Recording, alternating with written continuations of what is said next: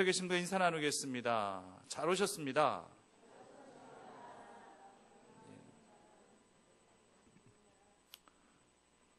우리가 정체성을 갖는 것은 참 중요하죠. 영어로 하면 아이덴티티라고 하죠. 나는 과연 누구인가? 단순히 내가 뭐 누구 엄마이고 누구 아빠이고 누구 할아버지고 누구 할머니고 이런 거 묻는 거 아니죠. 이것은 내 실존에 대한 그런 질문입니다. 소크라테스가 너 자신을 알라라고 그렇게 했는데 쉽게 생각하면 쉽게 대답할 수 있는 그런 질문이고 좀 더 깊이 있게 어렵게 생각하면은 평생 가도 그 답을 찾지 못할 수도 있는 그런 질문일 수도 있겠어요.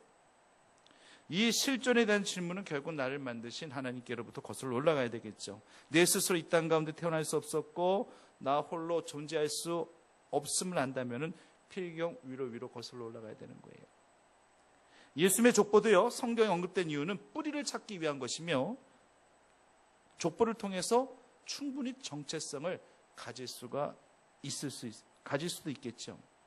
이처럼요, 내가 나를 잘 아는 것 중요합니다. 하지만 내가 나를 잘 아는 것 이상으로 또 중요한 게 뭔지 아십니까? 다른 사람들이 나를 잘 알고 있느냐, 다른 사람들이 나의 본질을 잘 알고 있느냐, 이것 또한 굉장히 중요한 거예요. 아유, 내가 나만 잘 알고 있으면 됐지, 지피지기면 백전백승이라고 내가 나를 잘 알고만 있으면 뭐가 겁낼 거 있겠어요. 그냥 나만 잘 알면 됩니다. 남이 나를 알든 모르든 그게 무슨 상관입니까? 이렇게 생각할 수도 있겠죠. 인간은 사회적 동물이라고 그렇게 말했죠. 아리스토텔레스가요. 우리가 철학적인 측면에서 본다면요, 결국 이 소크라테스의 너 자신을 알라라는 이러한 질문은 아리스토텔레스의 인간은 사회적 동물이다, 이것이 사실 답이 될 수도 있는 거예요. 남이 나를 어떤 시각으로 바라보고 있느냐에 따라서 내 사회적 생활이 달라질 수가 있거든요. 대우가 달라지고요, 형편이 달라지고요, 처지가 달라질 수가 있는 거거든요.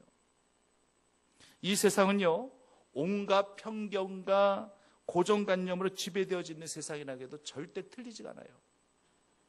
본체는 보지 못하고서 보여지는 그림자 내지 허상으로만 그 사람을 판단해버리는 거예요. 성도님들, 초두효과라는 말을 들어보셨는지 모르겠어요. 초두효과. 이게 뭐냐면은 내가 어떤 사람을 처음 딱 보고 그 사람을 판단하는 데 있어서 15초면 된다는 얘기예요. 15초까지 갈 필요 없다는 얘기예요. 내가 어떤 사람 딱 봤어요. 여러분, 사람을 딱 보게 되면 어디부터 봐요? 예? 마음부터 보세요? 마음이 보여집니까? 아이고, 나는 간상을 보느니라. 너는 간상을 보느냐? 나는 심상을 보느니라. 마음을 어떻게 보겠습니까? 마음 보기는 힘들어요. 얼굴 보는 거죠. 뭐 키, 외모, 외향적인 모습을 보고서 이 사람은 이런 사람이겠구나 판단하게 된다는 얘기예요. 첫인상이 중요하죠. 이 초두효과가 무조건 틀렸다라고만 그렇게 볼 수는 없습니다. 사람은 외모를 보거냐 나와는 중심을 본다고 했지만은 우리 눈에 일단 보여지는 것은 당연히 어떤 외적인 측면들이기 때문에 이것을 가지고 우리가 판단하는 거, 그게 꼭 잘못됐다라고 얘기할 수는 없어요. 하지만 이것 가지고는 절대 그 사람의 그 생각과 사고와 성향과 그 본성에 대해서, 그 내면에 대해서는 절대 알 수가 없다라고 하는 것이죠. 그래서 우리는 결코 사람을 쉽게 판단해서는 안 됩니다. 남이 나를 어떻게 보고 있는지, 과연 제대로 나를 알고 있는지, 아니면 나를 수박 겉핥기식으로 알고 있는지, 내 본질은 알지도 못하면서 이렇다 저렇다 나를 폄하하고 비방하는 그런 사람들의 그 소리에 사실상 의연해진다? 이것은 굉장히 힘겨운 일이에요. 힘든 일이죠. 그래서 남이 나를 제대로 잘 알 수 있도록 하기 위하여 나를 오픈마인드 시키고 나를 온전히 그렇게 열어놓고 진실된 모습으로 그렇게 살아가는 것 또한 굉장히 중요합니다. 그러니까요, 나를 잘 알면 되는 것이 뭐, 남이 나를 어떻게 보느냐에 따라서 뭘 그런 거 신경 써. 그 말이 맞는 말일 수도 있지만은 그 말이 또 틀린 말일 수도 있어요. 왜? 남이 나를 바라보는 시각을 제대로 보게 해야 된다는 얘기예요. 예수님도 궁금했습니다. 과연 이 백성들이, 이 유대, 이 민족이 나를 누구로 알고 있을지 궁금했어요. 그래서 제자들에게 묻습니다. 이 세상 사람들은 나를 누구라 하느냐? 누구라 하느냐? 이 질문은요, 세상 여론에 대한 궁금함 때문에 예수님께서 질문한 건 아니에요. 요즘 수시로 뭐 대통령 인지도 조사, 대통령 뭐 여론조사 계속 발표하더라고요. 그래서 어떨 때는 몇 프로 떨어졌다고 또 보도가 나고, 어떨 때는 또 몇 프로 올라갔다라고 보도가 되어지는데, 사실 이게 뭐 중요한 거겠습니까? 사실 이런 것도 매우 주관적인 그러한 발표일 수도 있는 건데요. 예수님은요, 지금 내 인기가 얼마나 되는지 지금 그거 궁금하셔가지고 지금 제자들에게 이 사람들이 나를 누구라느냐 이렇게 질문하신 거 아니거든요.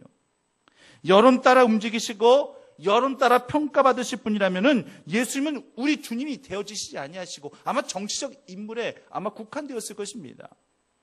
예수님도요, 이스라엘 백성들이 과연 나를 어떤 유형을 어떻게 생각하고 있는지 예수님도 어느 정도 다 알고 계셨어요. 봐라, 이 세상 사람들은 너희들 지금 목숨 걸고 다 버릴 거 다 버리고 지금 나를 따르고 있지만 이 같은 너희들의 스승을 형편없이 평가절하고 있다. 나를 모세와 엘리야, 예레미야 선지자 중에 한 사람으로 그렇게 나를 알고 있다. 이것이 바로 현실이다. 이것이 지금 나를 바라보고 있는 사람들의 이 보편적인 시각이다. 현실의 사람들 지금 나를 이렇게 알고 있다. 그런데 그렇단다 할지라면 과연 너희 제자들은 과연 나를 누구라 하느냐? 예수님께서는 제자들에게 다시금 각성하고 다시금 깨닫게 하시기 위해서 사실상 예수님의 이 질문의 초점은 이 세상 사람들이 나를 누구라 하느냐 이 질문에 있었던 것이 아니라 너희들은 나를 누구라 하느냐. 이 세상 사람들은 지금 그렇게 나를 모세다, 엘리야다, 예레미야다, 세례 요한이다 지금 나를 그렇게 그런 선지자 중에 한 사람 정도로만 나를 그렇게 인식하고 있는데 내가 이거 모르는 거 아니거든? 알고 있거든? 그렇단다 할지라면은 너희들은 나를 누구라 하느냐. 예수님의 지금 궁금하신 부분은 바로 이 부분이었어요. 사실요, 제자들도요, 모든 거 다 버리도 예수님을 좀 따랐는데 그 주변에 이스라엘 사람들이 여론조사 아니란다 할지라도 다들 한다는 얘기가 예수님 어떻게 생각해? 내가 예수님 모시고 지금 나 예수님이 제자인데 예수님 어떻게 생각해? 그래 선지자 중에 한 사람 아니야? 엘리야? 뭐 세례 요한? 뭐 예레미야 정도 되는 선지자잖아? 이런 식으로 자꾸만 그런 식으로 분위기로 몰아간다는 할지라면은요, 제자들도 사실 흔들릴 수 있어요. 여론이라는 것은 바로 그렇습니다. 이제 이들이 예수님을 따르기 시작한 시점에서부터 정체성이라고 하는 것은 예수님의 제자라는 정체성이거든요. 개인의 정체성은 다 버린 거예요. 그리고 예수님이 어떤 분인지 이들은 분명히 압니다. 그렇기 때문에 모든 것들을 다 버려두고 예수님을 따른 겁니다. 개인의 정체성 다 버리고 이제 예수님의 정체성을 갖기 시작한 겁니다.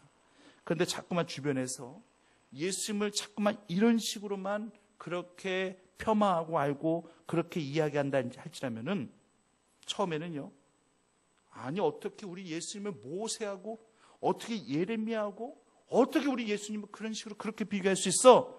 예수님께서 우리 죄를 구원하시기 위해서 오신 메시아인데 뭐 이런 식으로 알고 고백했단다 할지라도 나중에는요, 자꾸만 분위기가 그런 식으로 몰아가면은 정말 그런가? 예수님도 그냥 선지자 중에 한 사람인가? 이런 식으로 이렇게 또 움직여질 수도 있다는 얘기입니다. 아담이요, 하나님의 말씀 처음 들었을 때는 이 선악과 절대 따먹으면 안 돼. 저걸 따먹는 날엔 우린 죽어. 난 절대 안 따먹을 거야. 분명히 그렇게 생각했겠죠. 근데 나중에는 어떻게 됐습니까? 사탄이 사탕 발림 같은 그런 소리로 저걸 따먹어도 된다는 식으로 내 눈이 밝아지면은 하나님도 그걸 두려워해가지고 그걸 따먹지 말라고 한 거야. 이런 이야기를 하와에게 했고 하와가 그대로 아주 사실감 있게 또 그렇게 아주 그냥 더 부풀려가지고 그럴싸하게 아담에게 얘기했겠죠. 그러니까 아담이 그런가 하면서 같이 먹게 된 것입니다. 그래서 사실 예수님께서는요, 이스라엘 백성들이 자신을 어떻게 평가하고 어떻게 생각하고 있는지 이게 궁금한 것이 아니라 제자들이 사실상 나를 지금 어떻게 생각하고 있는지 사실 이게 더 궁금했던 거예요. 세상 사람들은 다 이렇게 생각한다 할지라도 너희들도 정말 똑같이 동일하게 그렇게 생각하더냐? 이것을 묻고 싶으셨던 것이 예수님이셨어요. 오늘 이 마태복음 16장 말씀가요. 그리고 그 다음 장 이 17장 말씀은 그래서 연속성이 있습니다. 이 말씀도요, 영속성이 있어요. 어떤 영속성이 있느냐? 16장 말씀에서는 방금 우리가 읽은 바와 같이 예수님은 구약의 선지자들 엘리야나 예레미야 같은 그런 선지자로 동급으로 그렇게 예수님들을 생각하고 있었던 거예요. 그 다른 이스라엘 백성들이. 그리고 17장에서는 예수님께서 지금 세 제자들을 데리고 변화산에 올라가십니다. 물론 마음 같으셨으면야 뭐 이스라엘 백성들 전부 다 그냥 변화산에 데리고 올라가가지고 그냥 놀라운 그런 체험을 하게끔 했었단다 했지만 더 좋았겠지만은 그럴 수는 없는 상황이고 예수님께서 특별히 아끼셨던 세 제자를 베드로, 야고보, 요한 이 세 명의 제자를 데리고 변화산에 올라가신 거예요. 거기서 어떤 체험합니까? 모세와 엘리야 선지자와 예수님께서 대화를 나누고 있어요. 대화를. 그걸 베드로가 보게 됩니다. 얼마나 신기해요. 그리고는요, 하나님께서 베드로를 비롯한 다른 제자들에게 분명한 음성을 들려주세요. 하늘로부터 음성이 나기를, 그 음성이 어떤 음성이었느냐? 이는 내 사랑하는 아들이요 내 기뻐하는 자라. 하나님께서 직접 선명하게 들려주신 그런 음성입니다. 그러므로 너희들은 그의 말을 들으라 라고까지 그렇게 마태복음 17장에서 그렇게 말씀하고 있습니다. 예수님을요, 모세처럼 엘리야처럼 생각할 수 있어요. 예수님은 시공간을 초월하셔서 이렇게 구약의 선지자들과도 충분히 대화하실 수 있는 분이십니다. 하지만 하나님께서 분명하게 들려주신 음성은요, 예수님을 가리켜서 이는 내 사랑하는 아들이요 내 기뻐하는 자라라는 것입니다. 모세가 하나님의 아들 될 수 있나요? 엘리야가 하나님의 아들 될 수 있나요? 하나님의 아들은요, 근본 본체이신 독생자들 누구밖에 안 계시는 거예요? 예수님밖에 안 계시는 겁니다. 이스라엘 백성들은 예수님을 엘리야라고도 하고 예레미야라고도 하지만 예수님은 분명 하나님의 아들이고 하나밖에 없는 독생자들이고 하나님의 기뻐하는 자라는 것을 분명하게 제자들에게 보여주셨던 것입니다. 모세나 엘리야도 다 훌륭한 선지자였지만 예수님이 이들하고는 격이 다른 분이라는 것을 선명하게 하나님의 음성으로 들려준 것입니다. 그렇기 때문에 예수님께서 굳이 오늘 본문 말씀에서 세상 사람들 나를 누구라느냐? 엘리야라고도 하고요, 세례 요한이라고도 하기도 하고요, 예레미야라고 하고. 그게 말이 되는 소리야? 야, 내가 어떻게 엘리야 선지자냐? 야, 내가 어떻게 예레미야 선지자고 내가 어떻게 세례 요한이냐? 나는 좀 격이 다르지 않냐? 나는 하나님 아들로 온 거 아니냐? 나는 이 땅 구원하기 위해서 너희들 같은 이 인류 민족의 그 모든 죄를 사기 위해 나는 온 그런 메시아 아니냐? 예수님께서 일부러 항변하실 필요가 없었어요. 굳이 그거 가지고 예수님께서 뭐라고 얘기하실 필요가 없었어요. 왜? 하나님께서 보여주셨기 때문에. 그 다음 장 17장에서 하나님께서 알아서 보여주셨기 때문에, 하나님께서 알아서 그 음성 들려주셨기 때문에 이는 내 사랑하는 아들이요 내 기뻐하는 자라. 이 음성이 예수님에게만 들렸겠습니까? 아니죠. 그래서 사실 이 음성은요, 세례 요한에게 예수님께서 세례를 받으셨을 때에도 하늘로서 그때에도 소리가 있었는데 그 하나님의 음성이 오늘 이 음성과 똑같습니다. 그러니까 이 음성은요, 지금 2번 나오는 거예요. 2번. 이는 내 사랑하는 아들이요 내 기뻐하는 자라. 이 음성이 예수님만 들으라고 들려진 것도 아니고 세례를 베푸는 세례 요한만 들으라고 그렇게 선포되어진 것도 아니고 그 주변에 있는 이스라엘 백성들 모두에게도 다 선명하게 다 들려졌을 것입니다. 그런데 지금 이스라엘 백성들은 조금 시간이 지났다고 딴소리하고 있는 거예요. 하나님께서 이미 그 주변에 있는 그 요단강가에서 세례를 베풀고 있었을 때 그때 그 주변에 있는 그런 사람들에게 웅장하게 하늘로서 소리가 있어 분명히 선명하게 말씀하셨을 거예요. 지금 이 예수는, 세례를 받고 있는 이 예수는 이는 내 사랑하는 아들이요 내 기뻐하는 자라. 선명하게 하나님께서 분명히 돌려주셨을 겁니다. 주변에 다 들었겠죠? 그러면 마음속에 기억하고 있어야죠. 머릿속에 내리속에 새기고 있어야죠. 이분은 예수 그리스도 하나님의 아들이시구나, 독생자 아들이시구나, 하나님이 기뻐하시는 자이시구나 알아야죠. 그런데 몰라요. 시간 지나가니까 다 까먹어요. 그리고서 기껏 한다는 얘기가 선지자 아니야? 선지자 중에 한 사람 아니야? 이런 식으로 얘기를 하고 있더라는 얘기입니다. 시간이 좀 지났다고 해서 예수님의 실체에 대해서 점점점 더 망각해져가는 그러한 그들의 모습을 보면서 우리는요, 우리들 각자의 모습을 볼 수 있어야 됩니다. 예수님을 향한 내 신앙은 지금 확고해져 가고 있는가, 아니면 좀 희미해져 가고 있는가? 내가 지금 예수님을 간념점으로 알고 습관적으로 고백하고 있는가, 아니면 그 고백 앞에 눈물부터 먼저 나올 정도로 내 가슴이 지금 그렇게 예민하게 민감하게 반응하고 있는가? 내 스스로에게 물어야 된다는 것입니다. 가슴이 먹먹해지십니까? 예수님 생각하면 정말, 예수님의 그 사랑만 생각하면 정말 가슴이 먹먹해짐을 정말 느끼고 살아가십니까? 누군가에게도요, 사랑을 고백하려고 하면 가슴이 쿵쾅쿵쾅거리고 막 가슴이 떨려서 말도 잘 안 나오기도 하죠. 주님을 향한 내 신앙 고백을 하란다 할지라면은 과연 우리도 이런 가슴에 울림이 있느냐는 얘기예요. 베드로는 지금 본문에서 거침없이 고백합니다. 아마도 심장이 막 폭발할 것 같은 그런 어떤 뜨거움을 가지고 그는 이렇게 고백하는 겁니다. 뭐라고 고백하죠? 함께 고백하겠습니다. 시작. 주는 그리스도시요 살아계신 하나님의 아들이십니다. 아멘. 이 고백이 저와 여러분의 영원한 고백이 되어지기를 간절히 원합니다. 가슴 뜨거움, 정말 심장이 폭발할 것 같은 그런 벅찬 마음가짐을 가지고 베드로가 지금 주님을 향해서 지금 이렇게 고백한 거예요. 이 고백이 매우 즉흥적이고 매우 충동적인 것처럼 그렇게 느껴지는지 모르겠어요. 워낙 베드로가 충동적이어야죠. 워낙 베드로가 순간순간 그냥 돌발적인 행동을 하는 그런 베드로였기 때문에 이 고백도 충분히 그냥 즉흥적으로 충동적으로 그렇게 고백되어진 것일 수도 있겠네요. 이렇게 생각할 수도 있어요. 그런데요, 정말 그럴 수도 있겠지만은 지금은 오히려 이 즉흥적이고 충동적으로 이렇게 고백하는 것이 이게 더 은혜예요. 왜 그런지 아십니까? 만약 이 고백을 오랜 시간 생각했다가 고백했다고 해보세요. 그러면은요, 그 고백에 의구심이 들어요.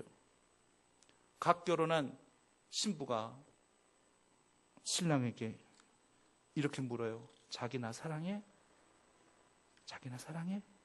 그러면은 이때 성도님께 여쭤볼게요. 이때 신랑이 대답을 빨리 해야 되는 겁니까? 아니면 좀 뜸을 들여서 신중하게 해야 되는 겁니까? 예? 어느 게 정답이에요? 왜 빨리 해야 돼요? 신중하게 해야 되는 거 아니에요? 내가 지금 이 여자를 사랑하고 있는지 없는지 좀 더 한번 확인해보고 검증해보고 그렇게 대답해야 되는 거 아니에요? 아니죠. 빨리 해야 되는 겁니다. 가정의 평안을 위해서라도 빨리 해야 됩니다. 부부의 화목을 위해서도 빨리 해야 됩니다. 아니, 뜸들일 게 따로 있고 생각할 게 따로 있는 거죠. 아내가 이렇게 물었을 때 기껏 대답한다고 하는 것이 좀 생각 좀 해보고 대답할게. 내일 대답해주면 안 돼? 이러면은 어떤 의미가 내포되는 거예요? 나, 당신, 사랑 안 해. 금이에요. 왜 뜸을 들입니까? 왜 생각해보고 왜 이걸 대답합니까? 그대로 고백하는 거죠. 사랑하고 있는 마음 그대로 표현하는 것이죠. 그 즉시 대답하는 것이죠. 베드로가요, 충동적으로 대답한 것처럼 그렇게 보여지지만 그는 이미 오랜 시간 동안 품고 있었던 생각, 오랜 시간 동안 갖고 있었던 신앙 고백을 그 즉시 꺼내놓은 겁니다. 주는 그리스도시요 살아계신 하나님의 아들이십니다. 생각할 것도 없어요. 너는 나를 누구로 하느냐라는 그런 질문이 떨어지자마자 번개와 같이 주는 그리스도시요 살아계신 하나님의 아들이십니다. 이 같은 신앙 고백, 어떠한 시간적 갭이 없는 즉각적인 그런 고백, 우리 모두도 그런 고백 가운데 주님을 높여드리기를 간절히 원합니다. 여기까지였다면 얼마나 좋겠어요. 베드로가 예수님의 칭찬을 받고 베드로라는 그런 이름도 새로 받고 반석이라는 그 이름의 뜻 가운데 교회를 세우겠다고 예수님께서 직접 말씀도 하시고 천국 열쇠까지 예수님께서 주시겠다 이렇게 말씀하시잖아요. 여기까지 완전히 천국이에요. 이 천국을 경험하는 거예요. 근데 다음 장면에는 지옥을 경험합니다. 지옥. 사탄아 물러가라. 너는 나를 넘어지게 하는도다. 하나님의 일을 생각 안 하고 도리어 사람의 일만 생각하는도다. 우리가 사실 베드로였다면요 아마 멘붕이었을 거예요. 방금 전까지 이런 극찬을 받았는데 불과 얼마 되지도 않아서 뭐 사탄아 물러가라는 소리까지 들었으니 이거 뭐 몰래카메라도 아니고 대체 이 상황이 어떤 상황인지 그냥 머릿속은 다 배지장처럼 막 하얘질 것이고 자신은 멘붕이 와가지고 어떻게 해야 될 줄 모를 거예요. 고백 한번 멋들어지게 하고 그로 인한 칭찬 엄청 받고 천국을 경험했는데 그 후 예수님께서 하신다는 말씀이 내가 고난을 받아서 내가 곧 죽게 될 것이고 단지 사흘 만에 다시 살아나게 될 것이고 사흘 만에 살아날 것은 전혀 베드로에게 들어오질 않아요. 그냥 고난을 받아서 내가 곧 죽게 될 것이다. 여기에 온갖 관심과 온갖 생각이 거기 집중되어 있다 보니까 베드로가 뭐라고 얘기해요? 그리마옵소서. 이 일이 결코 주님께 미치지 아니할 것입니다. 이 말씀 한마디 드린 것밖에 없는데 예수님께 이런 소리까지 들어야 되는 건가요? 결국 뭐겠습니까? 하나님의 일은 생각 안 하고 인간의 일만 생각하고 내 생각만 고집하고 내 생각만 주장하고 내 뜻만 간철시키려는 그런 모습을 예수님께서 책망하신 거예요. 좀 섬찟한 부분입니다, 솔직히. 왜냐하면요, 이건요, 내 모습일 수도 있거든요. 이건 우리들 모습일 수도 있거든요. 하나님의 뜻을 구하기보다 우리가 얼마나 내 생각대로, 내 고집대로, 내 욕심대로 하려 했습니까? 우리도 그랬단다 할지라도 우리도 언제든지 이런 책만 받을 수 있다는 얘기예요. 섬찟하죠. 굉장히 섬찟한 말씀입니다, 이 말씀이. 1시간 전에는 베드로처럼 고백했어요. 주는 그리스도시요 살아계신 하나님의 아들이십니다. 그래서 정말 감당하기 힘든 칭찬과 선물을 예수님께 받았습니다. 정말 속된 말로요, 요즘 아이들 말로 기분 째지는 거예요. 세상 다 가진 거나 마찬가지입니다. 근데 채 10분도 지나지 않아서 사탄아 물러가라, 이런 책망을 받았어요. 책망받을 만한 욕설, 책망받을 만한 독설, 아니면 또 비방, 아니면 저주, 이런 거 한 거 아니에요. 단지 베드로는요, 주님, 절대로 이 일이 주님께는 미치지 아니할 것입니다. 사실 인간적인 면에서 누군가 이런 이야기 해주면은요, 위로가 돼요. 위로 안 되겠습니까? 염려하지 마세요. 절대 이런 일 절대 경험하지 않을 테니까 염려하지 마세요. 확신 심어주고 누가 이렇게 위로해 주면은요, 오히려 고맙죠. 감사할 일이죠. 근데 예수님은 전혀 뜻밖의 반응을 하시는 거예요. 인간적인 면에서 봤었을 때 굉장히 위로가 될 수 있는 말이었겠지만 하나님은, 예수님은 지금 어떤 베드로에게 인간적 위로를 받으려고 하신 것이 아니죠. 하나님의 뜻과 섭리 가운데 지금 자신의 몸을 내어드리려고 하고 있는데 그것조차도 전혀 알지 못하고 이런 식으로 이렇게 얘기하는 그런 베드로를 향해서 예수님께서 말씀하시는 거예요. 고백이라는 것도요, 상대방의 마음이 헤아려졌을 때에 더 감동이 있는 겁니다. 요즘에 이제 저희 막내 미나를 보면서 그런 걸 많이 느껴요. 미나가 저한테는 고백을 잘 안 해요. 아빠 사랑해요, 이 고백 해주면 좋잖아요. 괜히 눈치 없이 제가 앞에서 자꾸만 너 아빠 사랑해? 아빠 사랑해? 눈치 없이 물어봐요. 어떨 때는 사랑한다고 그러고 어떤 때는 사랑 안 한대요. 요즘에 사랑 안 한다고 말할 때가 더 많아요. 엄마만 사랑한대요. 엄마만 사랑해. 그거 괜찮다 이거예요. 근데 지가 또 엄마한테 혼날 때가 있잖아요. 혼날 때가 있으면 혼나면서도 울면서 뭐라 하는지 알아요? 엄마 사랑해. 혼나면서도 엄마 사랑해. 그 엄마가 엄마 사랑해 그 고백 듣고 감동해가지고 그래 일로 와 해가지고 뭐 다독거려 주겠어요? 어느 엄마라고 다 그렇게 하겠습니까? 혼나면서도 자기 잘못한 것 아는지 모르는지 모르겠지만 그냥 엄마 잘못해서 차라리 그렇게 표현하는 게 낫지. 엄마 사랑해, 엄마 사랑해요. 그럼 엄마가 한마디 하는 거죠. 엄마 사랑하는 걸 안단다 할지라면, 네가 정말 엄마를 사랑한다 할지라면은 엄마의 마음을 이렇게 아프게 하면 안 되잖아. 네가 엄마 사랑하면은 엄마의 마음을 네가 이렇게 헤아려 줘야 되잖아.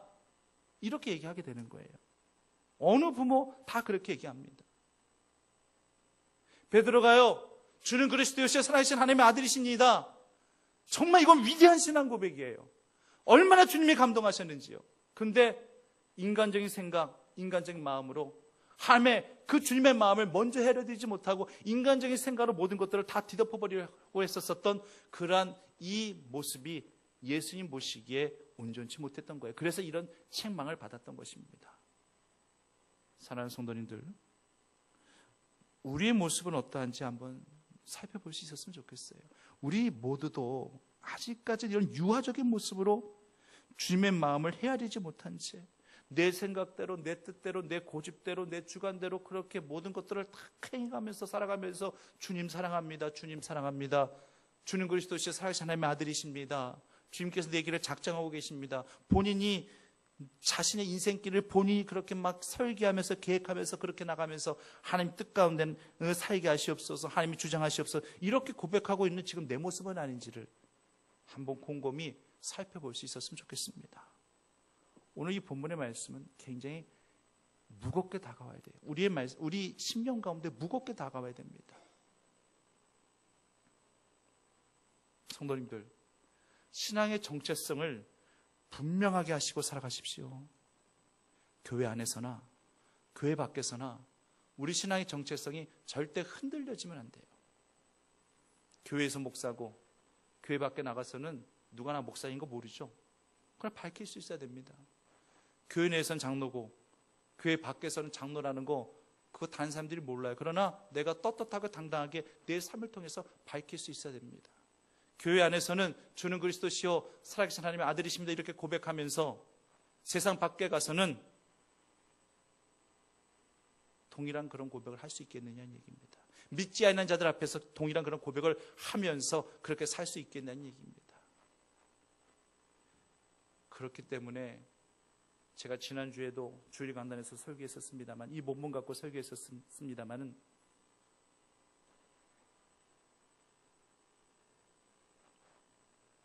하나님의 선하시고 기뻐하시고 온전하신 뜻이 무엇인지 어떻게 하라고요? 분별하라.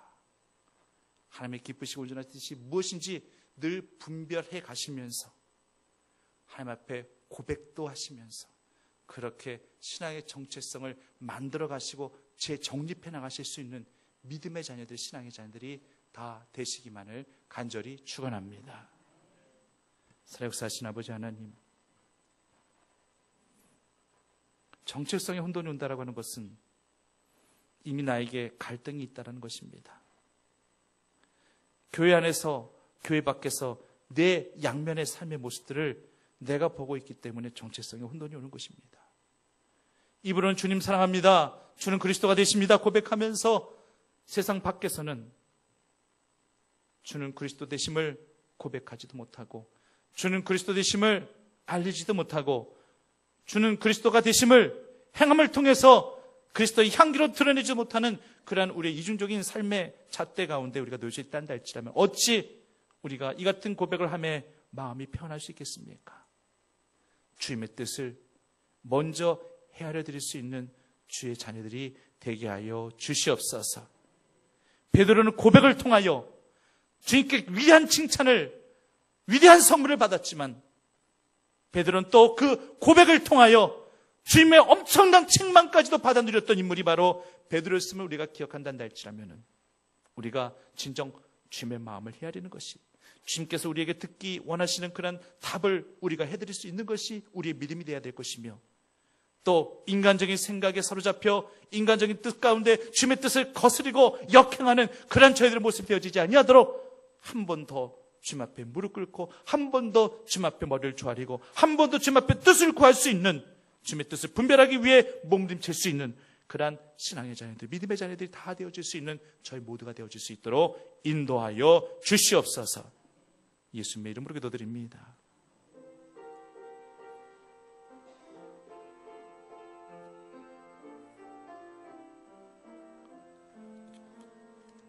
찬송가 300장입니다.